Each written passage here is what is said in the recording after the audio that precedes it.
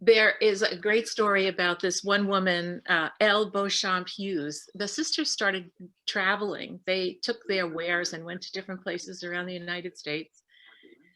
And they were in New York City at like the Park Avenue Hotel or something. And they have a person who is taking these orders, and a gentleman who's measuring and getting all the measurements and sending them back up.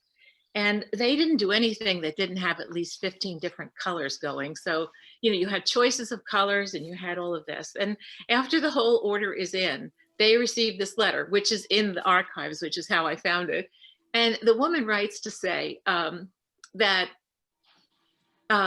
she doesn't think that the gentleman who was doing the measuring took her measurements quite correctly, because she is quite stout. And she doesn't really like the Alice blue or the other blue. She would like a blue in between those two blues. And she also needs well, she was looking for a cloak 2 weeks before the agreed upon date. And she does not wish to pay one additional penny for anything. So they really had to learn to be business people. They had to learn to deal with all of the things that came about. And they seem to do it just in their usual style. I'm sorry, I'm nervous.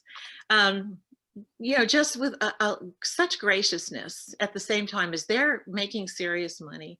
And what I really liked is that about especially the sweaters, is as they no longer are making the sweaters so much for sale, but they're still selling some. And they brought in special wool from Australia that was really nice, very nice wool. And so World War I is underway, and the sisters decide that they will build their own Red Cross chapter. And they take all of the white sweaters that they have and they dye them all khaki, and they send them to the troops. I mean, it's just, they are not of the world in a way, but they are of the world, and they cared about people and they took care of people. And it's just really nice to see. And then the sisters really, from that point on in Canterbury, because we're down to 1 and 2 men and then no men, they really, they have the bazaar, which they build in one of the buildings. It's just a big gift shop. And they all, most of the things now back to being by hand, because without the brothers to help run the machinery, the sisters are having a little bit of a problem with that. So they make hundreds of aprons, and they make mittens and gloves and still poplar boxes and all of these things, which they're doing, and keeping good track. Even at times they would get a gift from someone for them personally, but they know how much they need the money, and then they would say, like Sister Evelyn put all of her gifts into the bazaar. So they just regifting. Really wonderful. What? Early regifting. Yeah, regifting. So that's it. I mean, unless you have a question. Does anybody, let's open it up. Does anybody have any questions or anything? Well, I do. Yeah, this great, Melissa. Yeah, I'm taking notes because I always do. So do you know about what the date was when when that shift from shawls to sweaters took place? I'm always horrible with dates, which is why I usually write them down.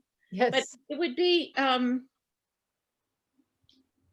it's going to be right, like in the 70s or 80s, because Okay. Abel Wilson, I think, is right in there. I had her number here somewhere, but late 19th century. Yeah, well. Yeah, okay. But I can look it up. Sure. And tell Susie, and that will get the information. Yeah, thanks. I'm also a weaver. Are you Melissa? Yes. Okay. Well, I saw your name and I thought your name looked familiar. So I said, well, you'd have to be a weaver. Yes. Yeah. I also give a lecture on Shaker weaving to like weavers guilds and so on. Yeah. Did you do one on Quebec? Oh, Acadian weaving. Yes. Yeah. That's one of my subjects. Okay. Small world. I love it. Oh, that name is very familiar. Well, this might be a good moment. Our next up on our agenda was going to be to go ahead and split into breakout rooms and hope that people can really have a moment to get to know each other and introduce themselves and can tell each other who the mittens are for and how they're going and what yarn you're using. So we'll spend a few minutes giving people the opportunity to do that.